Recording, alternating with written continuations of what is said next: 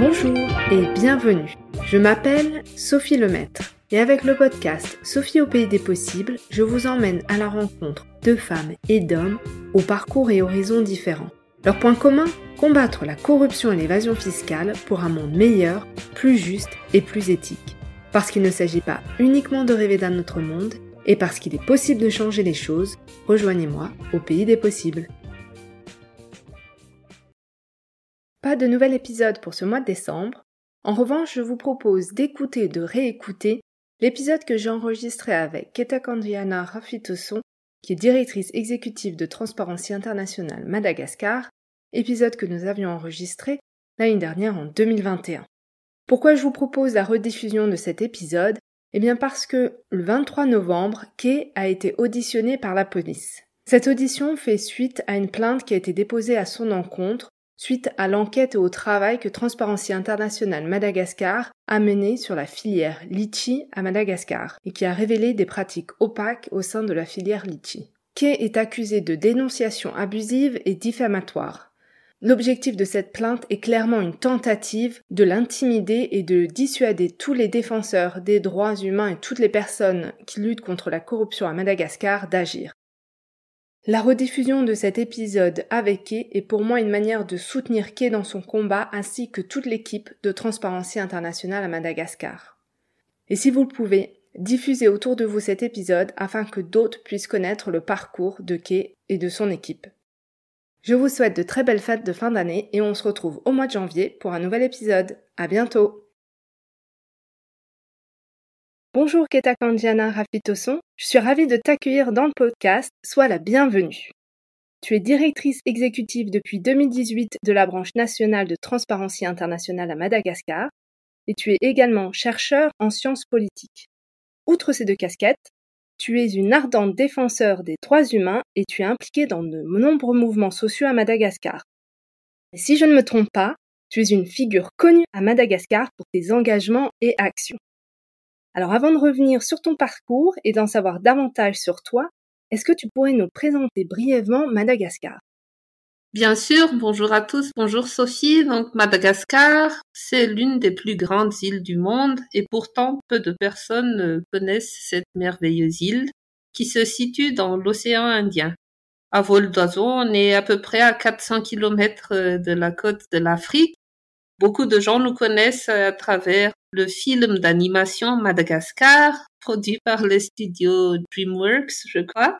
Mais au-delà de ça, Madagascar, c'est aussi des siècles d'une histoire très riche, très intense. C'est aussi un pays connu pour être une île-continent en elle-même, puisque ici, il y a un melting pot incroyable de nationalités, de personnalités, mais aussi de microclimat et de géographie. Donc, mis à part la neige, vous avez tous les climats à Madagascar et c'est aussi une île qui est riche en biodiversité. C'est ce qui fait l'une de ses singularités. Voilà en quelques mots.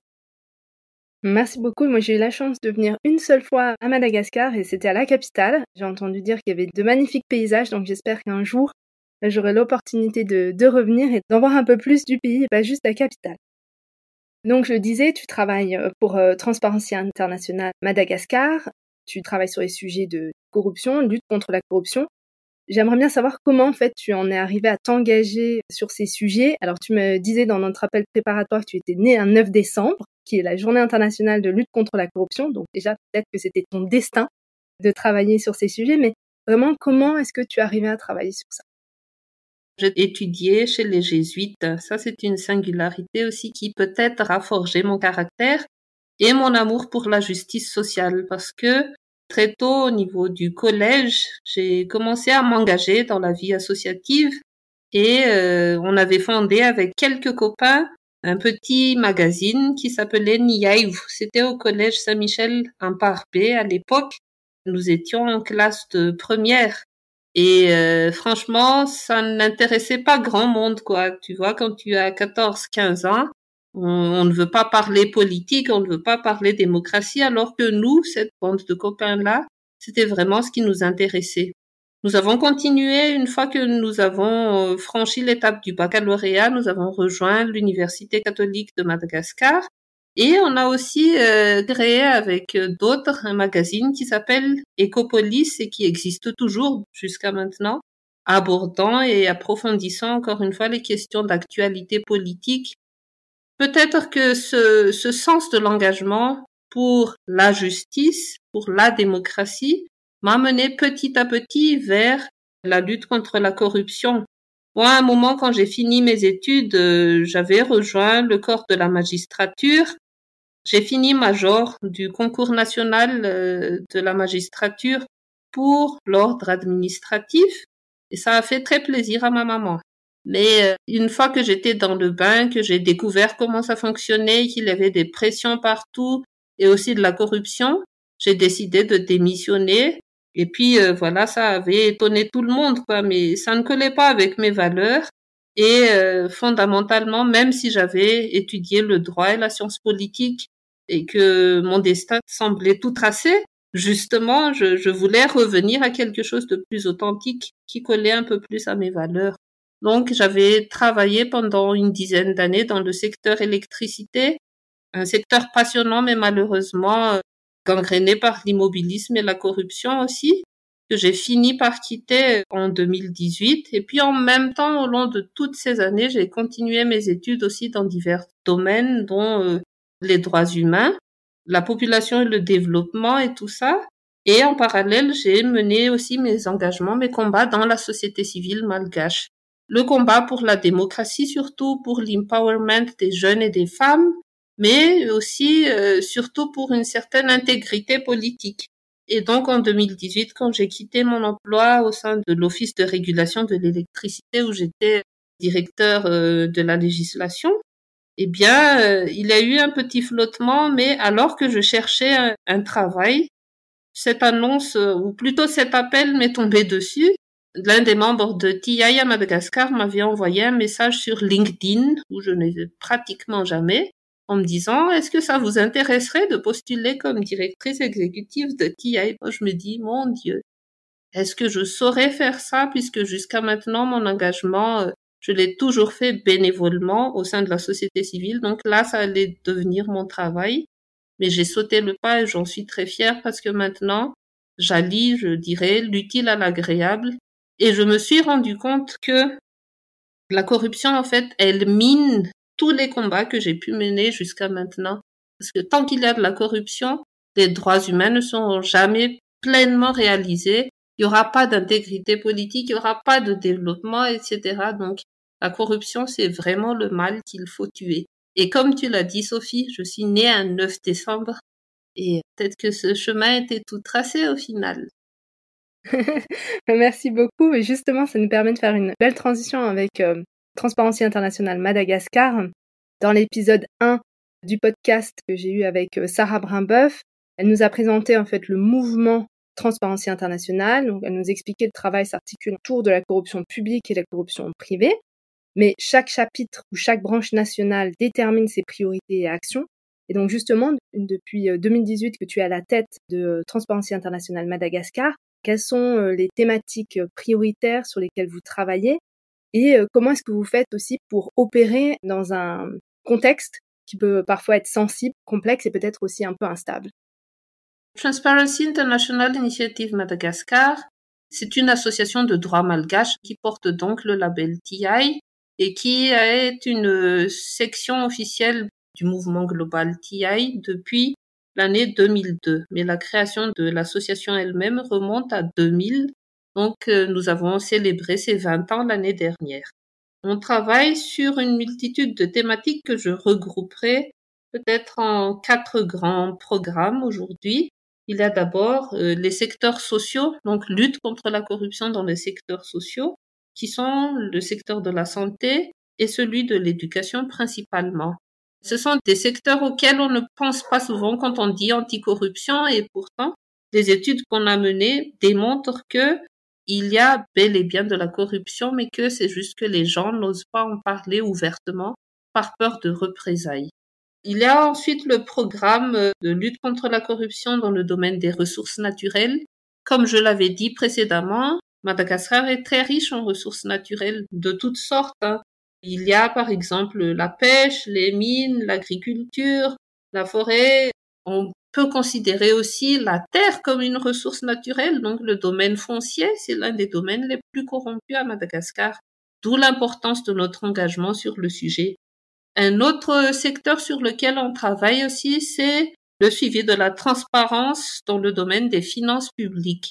Parce que bien sûr, comme dans d'autres pays, africains ou non finalement, il y a beaucoup de détournements de fonds chez nous. Il y a une certaine opacité en ce qui concerne l'administration générale et la gestion des deniers publics. C'est vrai que nous, notre rôle premier, c'est de lutter contre la corruption, mais il ne faut pas oublier qu'on promeut aussi 3 valeurs très importantes qui sont la transparence, l'intégrité et la redevabilité, surtout dans tout ce qui est sphère publique. Donc, on fait ce travail-là. À titre d'exemple, on a rejoint depuis l'année dernière un consortium d'organisations de la société civile appuyé par l'Union européenne qui fait le suivi de la transparence des fonds dédiés à la lutte contre la Covid-19. Donc ça, par exemple, ça fait partie donc de ce travail-là avec l'observation et le suivi des marchés publics en général, qui sont aussi malheureusement très corrompus à Madagascar. On dit que c'est à hauteur de 55%, mais je dirais que ce chiffre est peut-être sous-estimé.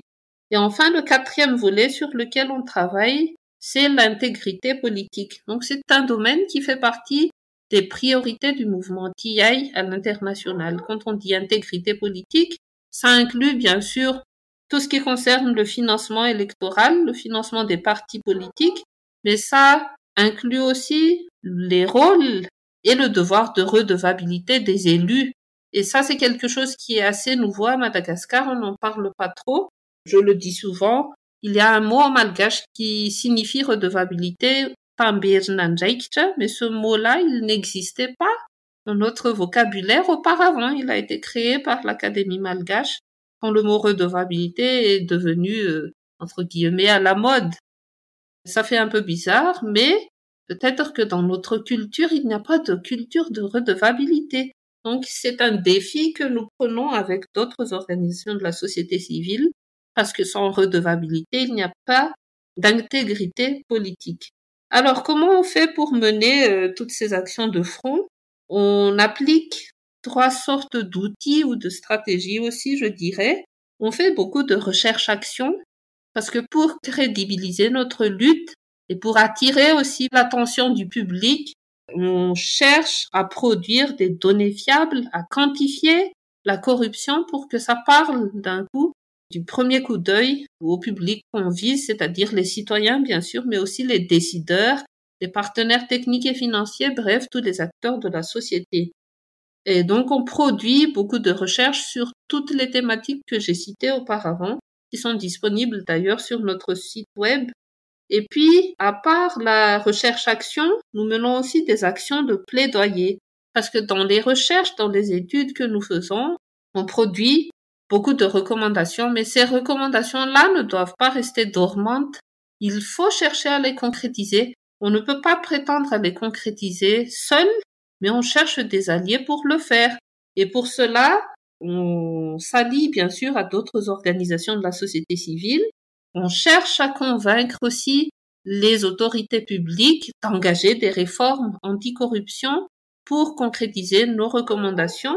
Et puis, on cherche aussi à rallier l'attention du grand public parce que bon, il faut dire que la lutte contre la corruption ou la corruption tout court, c'est pas un thème qui rameute les foules, hein, faut être réaliste. C'est pas un concert de Maître Gims ni je ne sais qui. Ça n'intéresse pas grand monde. Et ça, c'est le danger, justement. Donc nous, il faut que nous soyons créatifs. Il faut qu'on attire l'attention du public et justement, tout ça, si on fait ce plaidoyer ensemble, nous pensons que ça peut produire plus de résultats.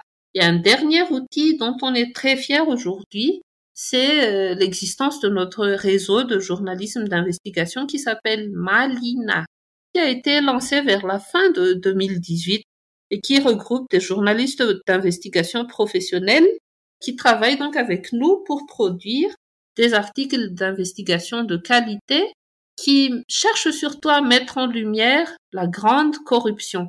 Donc quand on dit grande corruption, c'est vrai que même moi ça me met toujours mal à l'aise de dire petite corruption, grande corruption. Mais ce qu'on veut dire ici par grande corruption, c'est surtout la corruption qui implique des actions, des interventions de personnes politiquement exposées. Donc c'est ce qui est intéressant dans l'histoire, c'est de traquer les malversations qui sont faites par ces personnalités-là pour les exposer au grand public. Ça s'inscrit un peu dans la stratégie du naming and shaming, comme on dit en anglais. C'est pour choquer les foules, c'est pour choquer l'opinion publique, et cet électrochoc, on l'espère, va influencer du changement au sein de notre société. Donc, comme tu l'as dit, c'est un environnement difficile, parce que la société malgache est une société silencieuse. Dans le sens où, dans notre culture, on nous apprend, même jeunes, à nous résigner, tu vois. Quand une femme va se marier, moi, ma grand-mère me l'a dit, bien sûr, je me suis insurgée par la suite, mais elle m'a dit, quoi qu'il se passe dans ton couple, tu le gardes pour toi et tu résistes dans le sens de subir, tu subis parce que c'est comme ça et c'est pas autrement. Donc c'est un peu comme ça la mentalité en général à Madagascar. On dit si chacun demande, c'est là, ce qui veut dire voilà le sort, voilà notre destinée, on n'y peut rien, c'est comme ça. Donc c'est vraiment ça qu'on cherche à casser en fait. Malheureusement, ce n'est pas facile puisqu'il s'agit de siècles de silence et de muselage qu'il faut briser en quelques années peut-être. C'est pas facile. L'un des piliers de la lutte contre la corruption, c'est le lancement d'alerte. C'est quand les citoyens ordinaires se rendent compte du fait que ils peuvent changer des choses en dénonçant ce qui ne va pas. Et ce réflexe-là, chez nous, il n'est pas inné, je crois, il s'apprend. Mais l'environnement qui nous entoure ne favorise pas ce comportement-là et c'est ce qu'on cherche à changer. Bien sûr, on a peur. On est persécuté de tous les côtés. Il y a des gens que notre travail dérange certainement et qui cherchent à nous coincer d'une manière ou d'une autre. Mais nous, on a l'habitude de dire aux personnes, aux jeunes, aux entreprises, aux églises, à tout le monde qu'on éduque sur la corruption, contre la corruption. On leur dit, ensemble, nous sommes plus forts. Et ce plus fort-là, ça veut dire que l'une de nos seules protections aujourd'hui, c'est le soutien du public. Et si ce soutien n'existe pas, il peut nous arriver une tonne de misère, c'est clair. Donc c'est pour ça qu'on dit, ensemble, nous sommes plus forts contre la corruption, rejoignez-nous. Nous, on travaille pour vous, on travaille pour l'intérêt général, c'est pas pour le plaisir de tripatouiller dans la corruption tous les jours. C'est vraiment pour que ce pays change et que chaque malgache puisse jouir justement des fruits de ces ressources naturelles qu'on a, puisse avoir un meilleur avenir. C'est ça la motivation en fait, et c'est ce qui nous fait tenir. Merci pour cette magnifique présentation, tu as dit déjà beaucoup de choses et on va revenir sur chacune de ces aspects, notamment le dernier point sur le rôle du grand public et ce qui est possible de faire. On reviendra bien sûr longuement dessus après, mais je voudrais repartir un peu sur les thématiques, les secteurs sur lesquels tu travailles, enfin vous travaillez. Tu as parlé notamment de la santé et du Covid. Donc j'aimerais qu'on s'arrête un petit instant dessus. J'ai notamment lu malheureusement ces derniers mois que la situation sanitaire à Madagascar était assez catastrophique. Le pays a été fortement touché par le Covid. Le pays traverse, comme plein d'autres pays, une crise sanitaire, mais aussi et surtout une crise économique et sociale. Très rapidement, il y avait des accusations de corruption, détournement. Vous vous êtes penché sur cette question, vous avez fait des recherches, qu'est-ce que vous avez constaté et quelles sont vos recommandations à ce niveau-là? Comme l'un des titres des guides qu'on a produit l'année dernière le dit, la corruption tue tout autant que le Covid.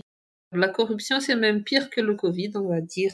Alors les deux mélangés, ça donne un cocktail explosif.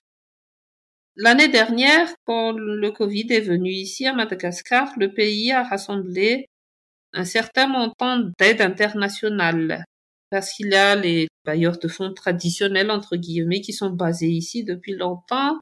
Et comme notre pays est aussi un pays instable ou limite fragile, on a pu mobiliser, je pense, des ressources assez rapidement.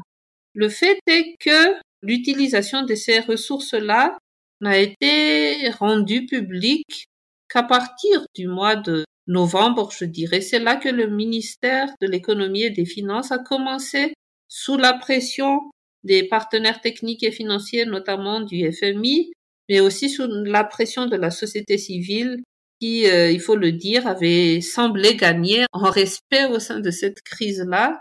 Au moins de ce côté-là, sous cette double pression, le ministère des Finances et de l'Économie a fini par sortir sur un portail qui est accessible en ligne les détails de l'utilisation de l'aide internationale reçue. Mais pour ceux qui ne sont pas comptables ou financiers, ces informations-là sont très difficiles à lire puisqu'il s'agit d'un amas de chiffres imbriqués qui nécessitent de l'attention. Et donc ça, il y a encore des améliorations à apporter, je dirais, mais c'est déjà un bon début en matière de transparence.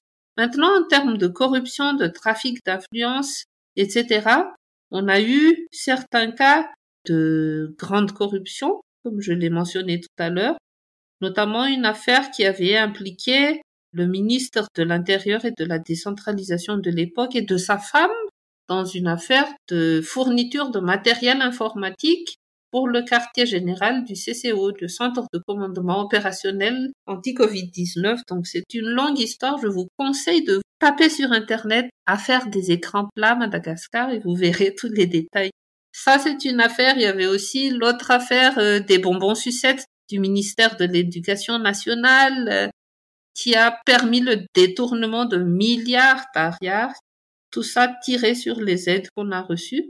Donc, la corruption existait bel et bien. Maintenant, le Bureau indépendant anticorruption dit qu'il a fini les investigations sur ces cas-là, mais que ces affaires seraient passées, puisqu'elles concernent des personnalités politiques, seraient passées au niveau de la Haute Cour de justice, au lieu d'aller directement au niveau du pôle anticorruption, qui est quand même la juridiction consacrée pour la lutte contre la corruption. Le hic, c'est que auprès de la Haute Cour de justice, tout passe traditionnellement à la trappe, puisque personne ne va oser poursuivre ces politiciens-là. Et donc ça, on milite contre ça, on milite pour que ces affaires soient jugées correctement et que les responsables soient punis. Ça, c'était donc au niveau de la sphère de la gestion des aides, etc. Mais il y a aussi eu de la corruption au niveau de la distribution des filets sociaux. Et ça touche un peu plus la population et ça fait mal aussi, puisque quand la crise a commencé, quelques mois après, le gouvernement a décidé d'instaurer, de mettre en place avec l'appui notamment de la Banque mondiale, des cash transfers, comme on dit, donc des distributions soit d'argent, soit de vivres. Et les conditions de distribution de ces aides-là n'ont pas toujours été claires.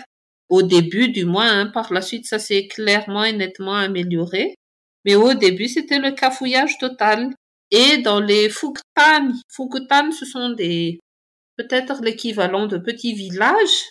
Dans les Fuktan, il y avait seulement les plus vulnérables qui devaient recevoir cette aide. Mais dans plusieurs Fuktan, et ça, nos investigations journalistiques l'ont montré, il y a eu des détournements de ces aides sociales-là. Il y a des personnes qui n'entrent pas du tout dans la catégorie des personnes vulnérables qui ont reçu des aides, d'autres qui se sont inscrites mais qui n'ont rien reçu. Si d'autres ont reçu une telle somme, d'autres ont reçu la moitié, etc. Donc ça a fait un cafouillage énorme. On a fait nos recommandations aux autorités compétentes par la suite avec les autres organisations de la société civile regroupées au sein du consortium STEF. Et par la suite, on a noté quand même, et ça il faut le reconnaître, une amélioration de ces situations-là. Mais nous, ce que nous déplorons au sein de TI Madagascar, c'est que il n'y ait pas eu de concertation spécifique sur la lutte contre la corruption en période de crise. Bien sûr, la majorité dit que de toute façon, la stratégie nationale de lutte contre la corruption, elle s'applique en tout temps.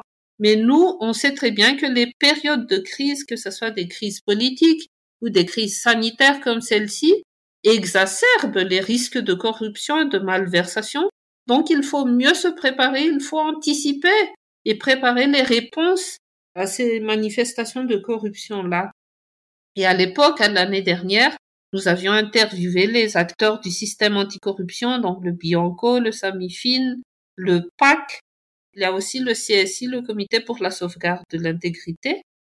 Et ils ont dit qu'ils n'avaient jamais été consultés sur aucune décision liée à la gestion de la pandémie. Et ça, c'est quand même regrettable. Et nous avions formulé dans un rapport que nous avons publié en janvier dernier à l'intention des décideurs, nous avons formulé le souhait de se focaliser un peu plus sur cette gestion de crise sous l'angle de bonne gouvernance, de lutte contre la corruption et de plus de transparence.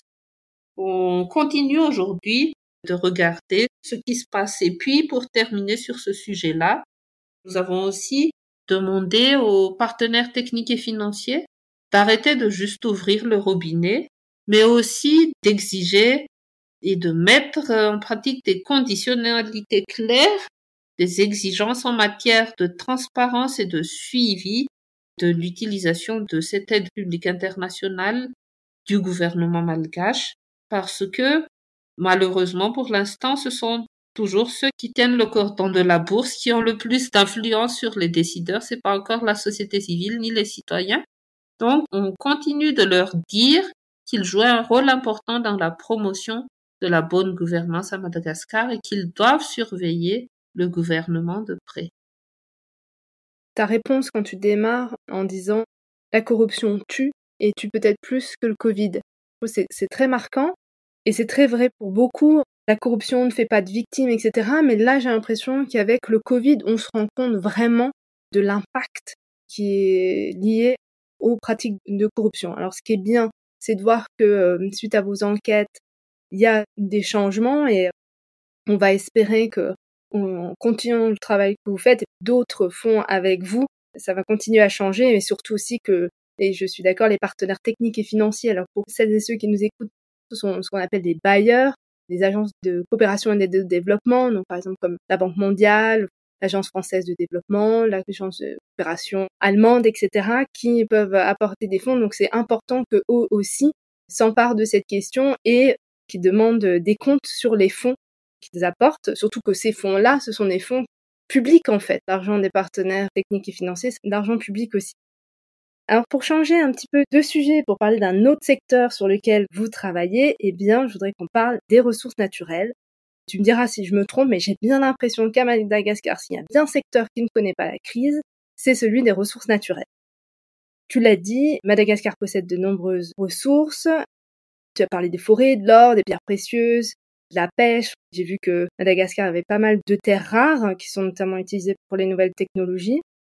Et ce que j'ai vu récemment, c'est que l'or a défrayé la chronique en pleine pandémie, avec notamment en décembre 2020, la saisie de 73,5 kilos d'or malgache en Afrique du Sud, alors pour une valeur totale estimée à 3,6 millions d'euros. Alors très rapidement, dès lors que la presse en a parlé, on a tout de suite pensé au rôle de la corruption qui aurait pu permettre et faciliter que l'or quitte Madagascar. Alors je donne cet exemple, mais ce n'est pas seulement dans l'or, c'est partout dans l'exploitation des ressources naturelles. Alors, est-ce que tu pourrais nous dire comment cette corruption se manifeste dans les ressources naturelles et aussi une question qui est liée, c'est quel impact cette corruption a? Cette question des ressources naturelles, elle revient souvent sur le tapis quand on parle de corruption parce que, tu sais, Madagascar, c'est une île et on a l'impression que la corruption, en fait, elle rend déjà nos frontières poreuses. Déjà, on sort d'ici facilement. On n'a pas la capacité de surveiller constamment 5000 kilomètres de côte.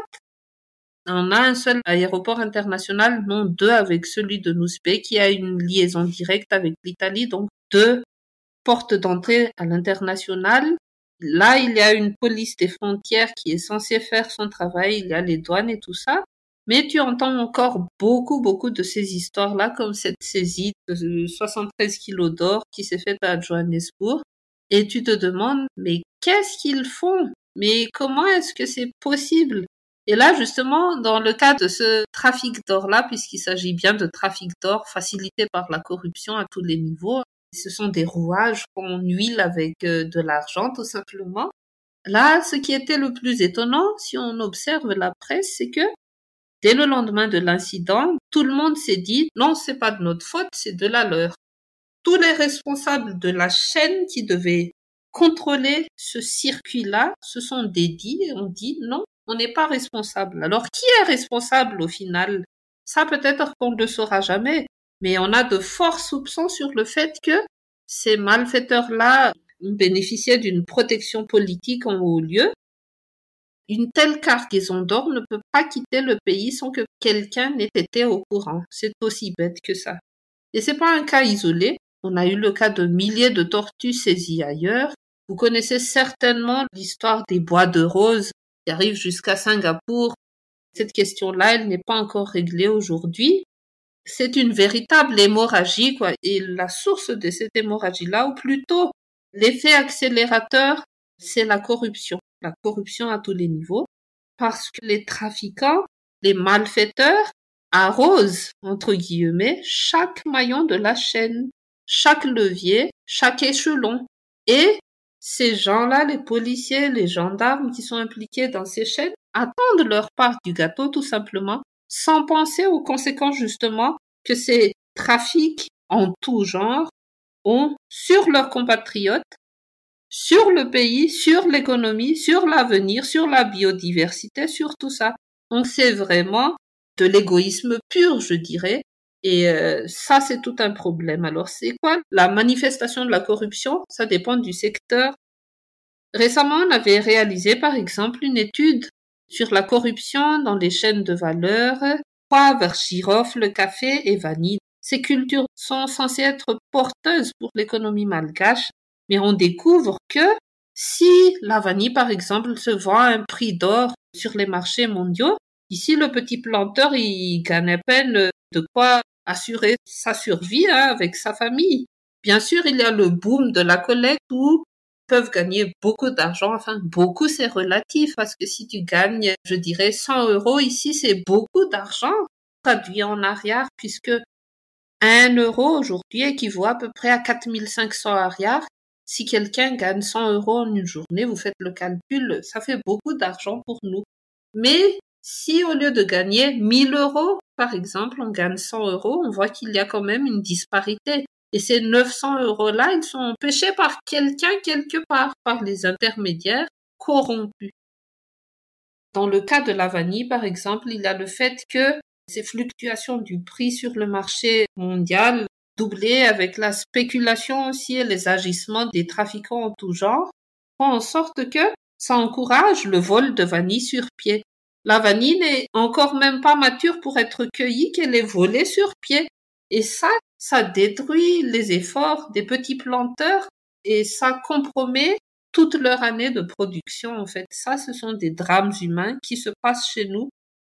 Au final, qu'on regarde au niveau de la pêche, au niveau de l'agriculture, au niveau des mines, au niveau des forêts, c'est que ça retombe toujours sur les petites gens, entre guillemets, sur les petits pêcheurs qui se font spolier par les grands navires internationaux qui pêchent en toute illégalité dans nos eaux et certainement au sud de certaines autorités qui préfèrent fermer les yeux.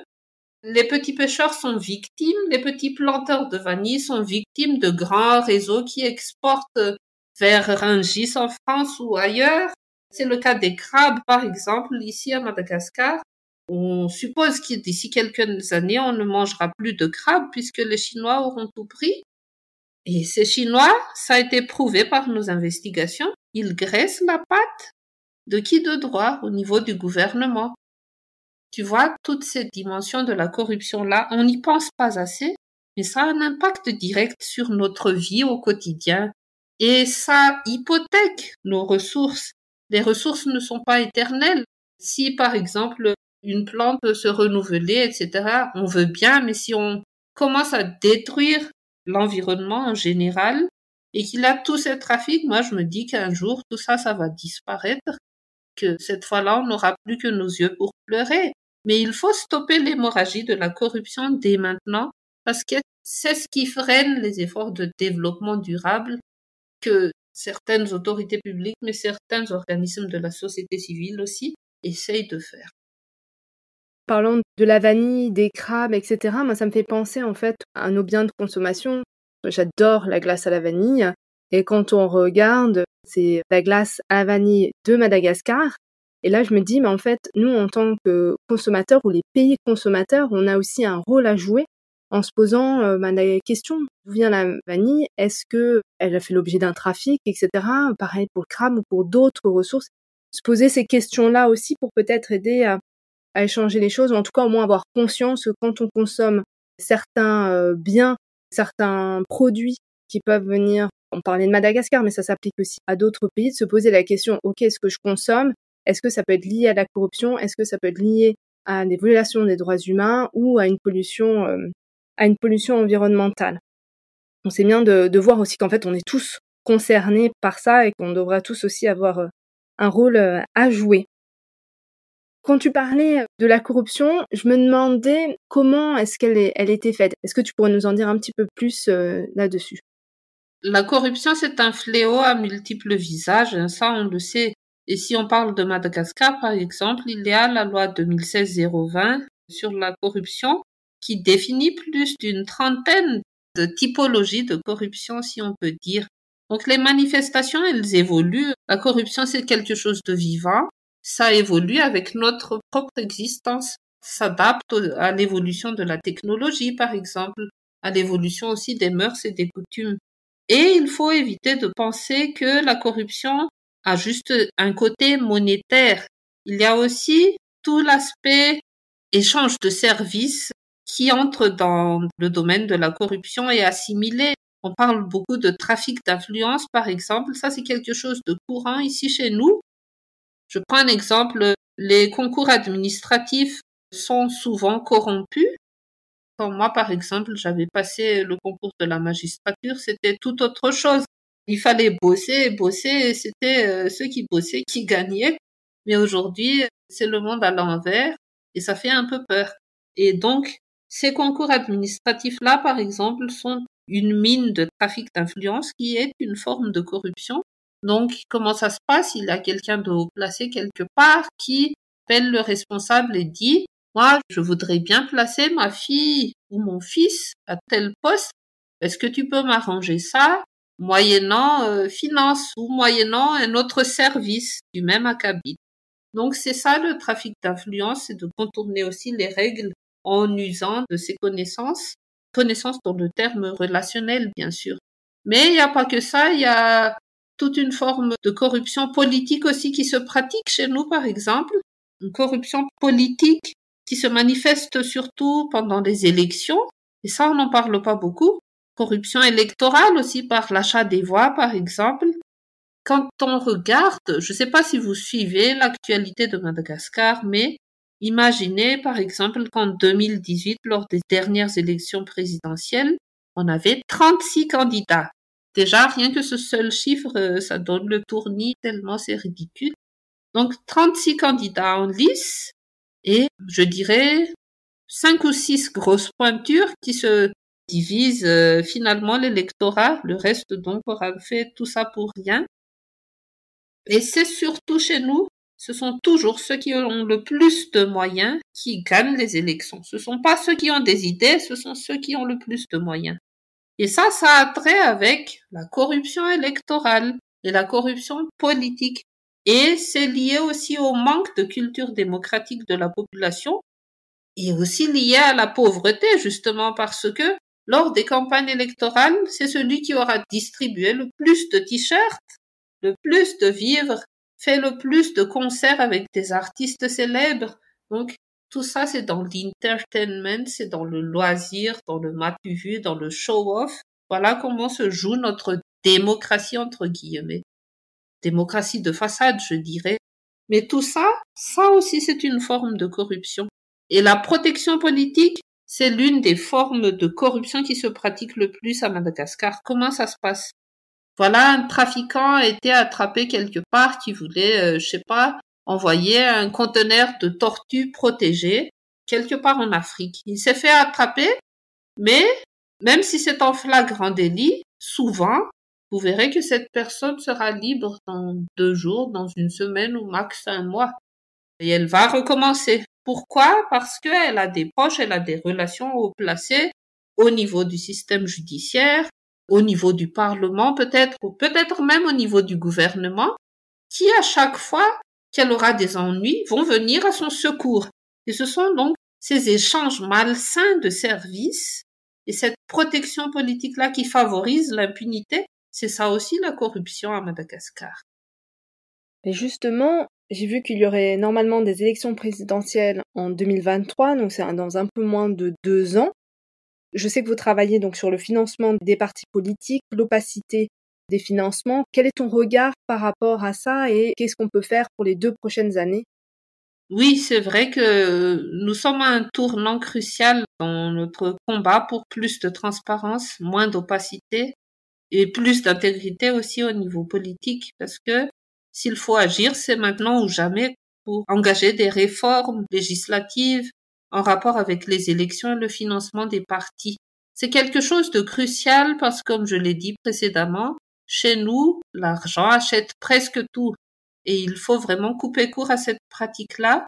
Si on veut vraiment avoir une démocratie de qualité, il faut quand même aussi, on va dire, créer une égalité de chance entre les compétiteurs politiques. Et cette égalité de chance-là, tu ne peux pas l'avoir si tu ne plafonnes pas les dépenses de campagne électorale. Ça, en tout cas, c'est notre intime conviction. Et c'est quelque chose qui est difficile à entendre pour les partis politiques et surtout pour leurs sponsors, puisque ces sponsors-là, ils vont investir sur tel ou tel candidat et attendre par la suite un retour d'ascenseur. Un retour d'ascenseur qui, si on regarde la période contemporaine, prend la forme d'une mainmise sur les secteurs de production, l'accaparement des terres fertiles, etc. Donc il y a une contrepartie qui nuit à l'intérêt général et qui crée la capture de l'État par des intérêts privés. Donc si on veut changer ça, il faut s'assurer de plafonner les dépenses de campagne électorale surtout, d'assurer, d'exiger à travers les lois et les règlements une transparence totale de tout ce qui est information liée au financement politique et surtout, par exemple, lorsqu'on parle des comptes de campagne, il faut que ça soit obligatoire pour tous les partis et que l'information soit connue du grand public. Et si un candidat, par exemple, ne dépose pas à temps ses comptes de campagne et ses comptes ne sont pas rendus publics, eh bien qu'il soit disqualifié des élections, tout simplement, même si c'est lui qui a eu le plus de voix, qu'il soit disqualifié s'il n'a pas respecté la loi. Donc il y a des exigences comme ça qu'il faut poser si on veut vraiment changer les choses d'ici les prochaines élections présidentielles. Il y a aussi le fait que chez nous, il y a des textes qui demandent la déclaration de patrimoine de la part des élus et de certains responsables administratifs et politiques. Sauf que là encore, ce n'est pas tout le monde qui fait sa déclaration de patrimoine et ces déclarations de patrimoine-là ne sont pas accessibles au public, malheureusement. Pourtant, ce serait bien de comparer les avoirs de quelqu'un à son entrée en fonction et après, puisque là, je pense qu'on verrait le gouffre faramineux qui aura été creusé quelque part dans les coffres de Madagascar, le prix, le poids de la corruption. Et donc, nous, on plaide vraiment pour cet accès de tous à l'information politique ou autre d'ailleurs, l'accès à l'information en général, puisque bon, chez nous, il n'y a pas encore de loi sur l'accès à l'information, même si c'est prévu, si ça a été promis par le gouvernement depuis 2 ans. Aujourd'hui, on attend encore. Le 28 septembre, c'est la journée mondiale pour l'accès à l'information. Donc, nous, à Madagascar, on regardera les autres célébrer puisqu'on est encore en plein combat. Mais donc, voilà des démarches qu'il faut initier aujourd'hui. Et je trouve aussi qu'il est primordial, très important, d'éduquer l'électorat, de faire en sorte que les électeurs aient des critères de choix rationnels pour les aider à choisir de bons candidats. Il faut leur apprendre que l'argent ne fait pas tout, que ce sont surtout les idées, le projet de société et le bénéfice que la population pourra en tirer qui doit primer. Donc il faut ce travail de préparation là aussi pour que la population ne se laisse pas jeter de la poudre aux yeux comme à chaque fois. La poudre de perlimpinpin. Je vais poser une question un petit peu, je vais jouer l'avocat du diable. Justement, tu l'as dit, la corruption est, on peut dire peut-être systémique, voire institutionnalisée. Alors comment? Parce que là, tu as toutes ces propositions pour améliorer les choses, mais en fait, comment est-ce qu'on peut aller vers plus d'intégrité de la vie publique quand ceux-là même qui pourraient peut-être changer les choses, en fait, n'ont pas nécessairement envie de changer les choses et ils voudraient garder le statu quo? La question, elle est très logique et on nous la pose souvent, hein, ça tu peux être sûr. Il y a même des gens qui nous demandent, ouais, mais bon, est-ce que vous perdez pas votre temps? On sait que on n'arrivera jamais au bout de la corruption et c'est là qu'on dit non, non, non, non, non. Il y a de l'espoir et il y a des solutions, mais cette solution-là, elle réside encore une fois dans l'engagement citoyen et l'engagement ensemble surtout contre la corruption. Parce que moi, personnellement, là, je parle en mon nom propre, hein, pas au nom de TI, je crois que la pression populaire, c'est la clé. Et le terme populaire peut être péjoratif, donc je rectifie, je dirais la pression citoyenne. Parce que qu'est-ce que ces gens-là craignent quand ils ont des responsabilités politiques, etc., c'est de perdre leur place. Et si on arrive à les sanctionner correctement au niveau des élections, par exemple, s'ils ne sont pas réélus, ou on arrive aussi à les déchoir de leur poste s'ils ne respectent pas les textes, si on arrive à couper l'impunité pour corruption, là, les choses peuvent changer.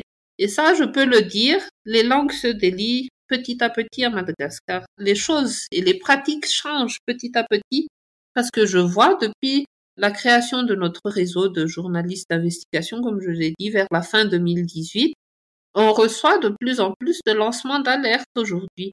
Parce que ce sont ces lancements d'alerte de la part des citoyens qui nous permettent d'avoir des pistes de réflexion, des pistes d'investigation, et après on creuse avec nos journalistes. Si les citoyens ne font pas de lancement d'alerte, nous, on ne pourra rien faire. Donc c'est cette pression citoyenne, c'est cette contribution citoyenne, c'est sur celle-là qu'on compte, c'est l'arme fatale contre la corruption. Et l'autre arme fatale, c'est juste la volonté de chacun de dire non à la corruption. Parce que Dieu nous a donné le libre arbitre. On a toujours le choix. Soit on suit tel chemin, soit on emprunte celui-ci. On ne peut jamais dire non, j'ai pas eu le choix. On a toujours le choix. Donc si on fait le choix de l'intégrité, on peut lutter contre la corruption, on peut l'éradiquer. Et nous, c'est ce qu'on veut faire à travers des programmes comme l'Integrity Bootcamp qu'on a démarré cette année. C'est de former des jeunes et des gens intègres, tout simplement. Parce que c'est ce petit semis qui va fleurir dans le cœur, dans le cerveau de chacun quand on se dit, oui, je pourrais faire ceci, mais sur le long terme, ça risque non seulement de me nuire, mais aussi de nuire à autrui, de nuire à mon pays, donc je vais pas le faire. C'est juste ce petit moment-là, mais c'est ce moment-là qui va changer le cours des choses à Madagascar. Il y a 27 millions de personnes à Madagascar. Il y a 27 millions de moyens, de possibilités de lutter contre la corruption si chacun de nous, on était décidé. Donc nous, on y va petit à petit et on n'est pas les seuls à former des jeunes pour l'intégrité. Il y a beaucoup d'initiatives à Madagascar qui gagneraient à être mises en lumière parce que, comme je l'ai dit, il y a de l'espoir ici, il y a de la vie encore ici. Ne nous enterrez pas encore. On ne se laissera pas vaincre par la corruption. On résistera. Ce n'est pas une fatalité aujourd'hui. Il y a encore beaucoup de pourris au sein du gouvernement. Disons les choses comme elles le sont. Il y a encore beaucoup de pourris et de corrompus au sein du Parlement, que ce soit au sein de l'Assemblée nationale ou du Sénat. Mais je pense que si de plus en plus des personnes intègrent justement ces sphères de décision-là, ça va changer. Et si nous, citoyens, nous demandons mieux, ça va changer aussi. Mais si on ne dit rien, là, ça risque d'être compliqué, hein. On nous prend souvent pour les Don Quichotte de la ville. Si on ne nous soutient pas, c'est vrai qu'on peine un peu, quoi. Ce que j'aime bien avec toi, c'est que tu restes toujours très positive et une chose qui te caractérise, c'est aussi l'espoir. On sent, on entend aussi dans ta voix que oui, on peut changer les choses, oui, c'est possible. Donc, j'espère que toutes celles et ceux qui nous écoutent en seront convaincus pour agir. Tu disais 27 millions de malgaches, donc 27 millions de possibilités pour lutter contre la corruption. Et j'ai envie de dire, quid de toutes les communautés malgaches qui sont à l'étranger? Je suis originaire de Montpellier et à Montpellier, il y a quand même une importante communauté de malgaches. Alors est-ce que eux aussi peuvent contribuer à cette lutte contre la corruption? Et si oui, comment? Qu'est-ce qu'ils peuvent faire? Tout à fait. Alors, je suis désolée les amis, mais je ne sais pas combien exactement de malgaches il y a dans la diaspora, que ce soit en Europe ou ailleurs. Mais je pense que vous êtes nombreux et si vous m'écoutez, si vous m'entendez, je le dis clairement, vous pouvez contribuer à la lutte contre la corruption. Comment? En nous soutenant d'abord, en soutenant notre action. Souvenez-vous qu'on est une association de droit malgache et que on galère à réunir des fonds en fait pour opérer nos activités. Donc, on a un site web qui est en cours de réflexion en ce moment, mais quand il sera fonctionnel, vous pourrez vous y rendre. Et il y a un petit bouton qui dit « Faites un don ». Ce bouton-là, on l'aura créé surtout pour ceux qui habitent ailleurs, parce que bon, à Madagascar, presque personne n'utilise Internet et on peut pas faire des virements, etc. Le taux de pénétration bancaire aussi est très bas, donc ça vise surtout la diaspora. Ça vous vise vous parce que vous avez les moyens de verser 2 euros, 5 euros, 10 euros max pour nous aider. Donc ça, c'est quelque chose. Soyez certain que le moindre centime que vous nous verserez sera utilisé à bon escient. Soyez-en certains. Et puis ça, c'est la première option. L'autre option, c'est aussi de relayer nos messages et de relayer nos plaidoyers à l'international. Parce que n'oubliez pas, nous sommes sur une île.